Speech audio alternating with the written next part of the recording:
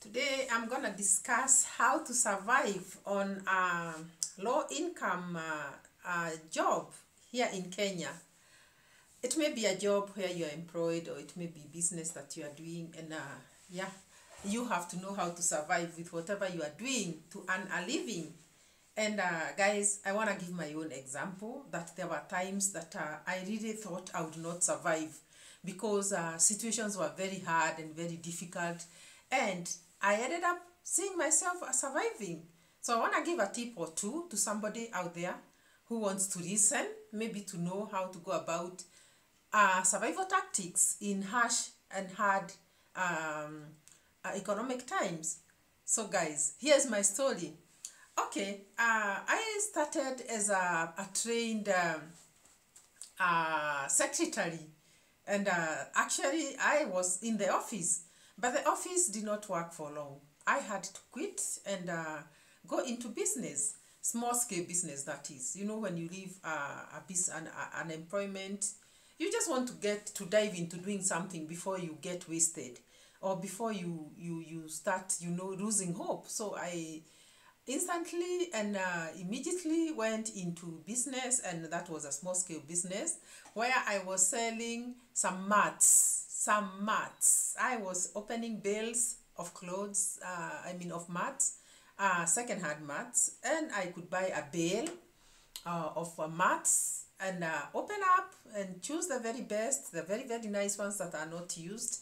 And I would, first of all, I looked for premises. I looked for a place to sell in the marketplace. And I said, okay, before giving up on looking on a place, because it's very hard to get a place, a very nice place where people have to locate you, you can sell online. So I said, okay, this place that I'm looking for, I've been told to wait until it is vacant. I'm not going to sit there and wait, and yet I've now come out of employment.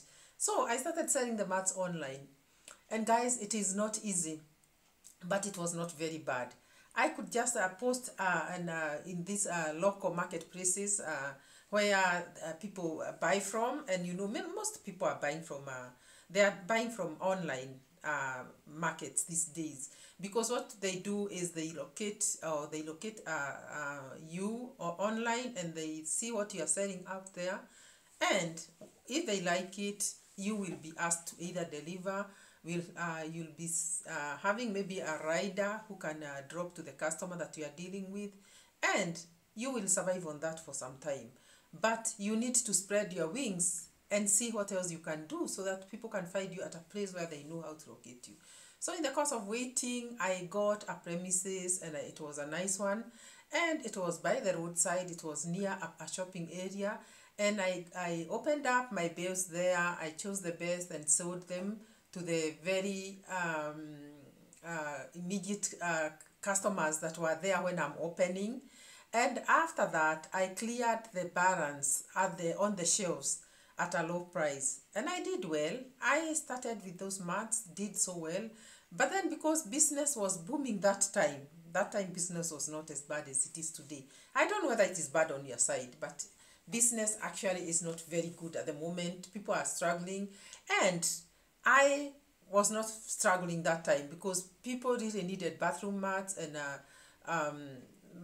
mats in general. So I could also, now that I had also entered the social online marketing, it coupled up and it did well. Okay, now when you're doing well in business, you have to think wide. You have to also think, okay, before things go, before I get comfortable, what else can I also invest in?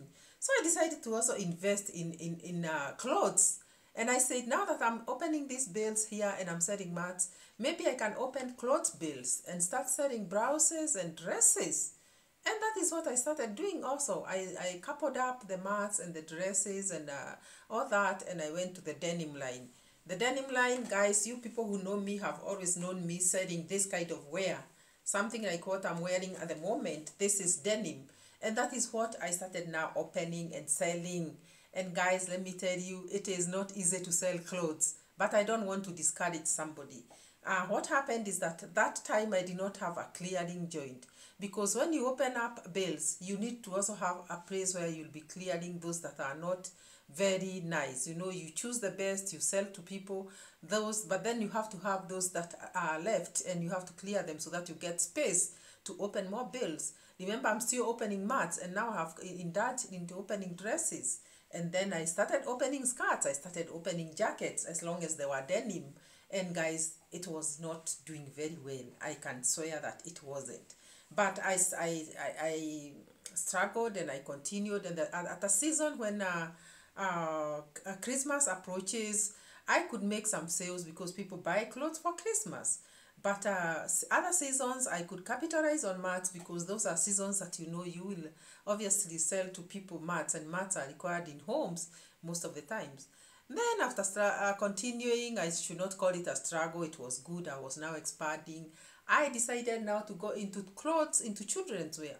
Somebody told me that children will always wear clothes, because you know, when you dress your child and they go out there to pray, they will dirtify themselves. Sometimes these clothes get torn, sometimes when they are climbing trees, other times they just come home looking very dirty, and these clothes have to be washed with detergents and jigs, and so they get torn very fast. Other than that, children outgrow their clothes very, very fast. So children's line will always work, because the clothes that you bought for your child last year, obviously this child will not be wearing them this year, because one thing, that child is going to outgrow them. Another thing is that they just get torn and worn out very, very fast, because they are supposed to be washed maybe very hard, or with tough detergents and all that.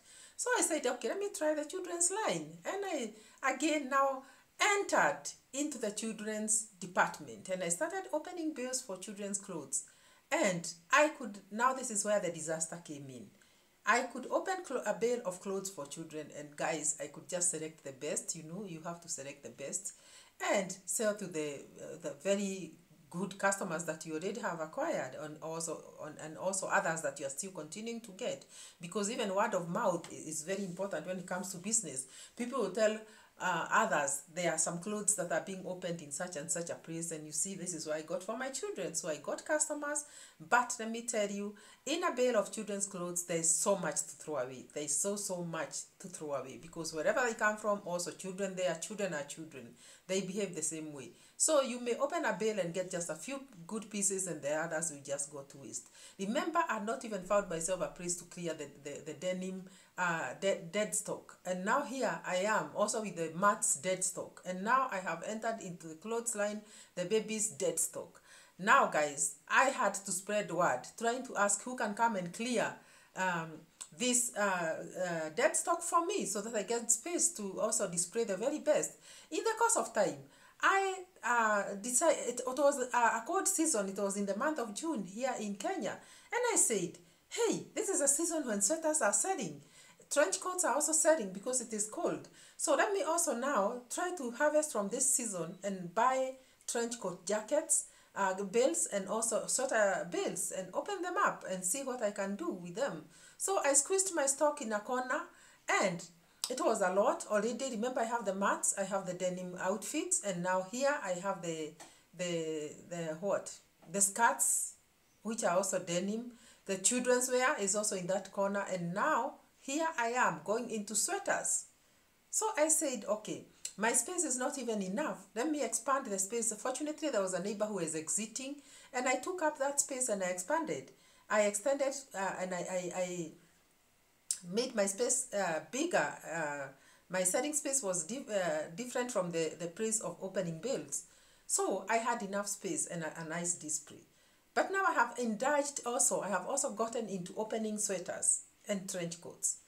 And guys, I could cut a bale of trench coats, get about 5 good pieces. All the rest are bad.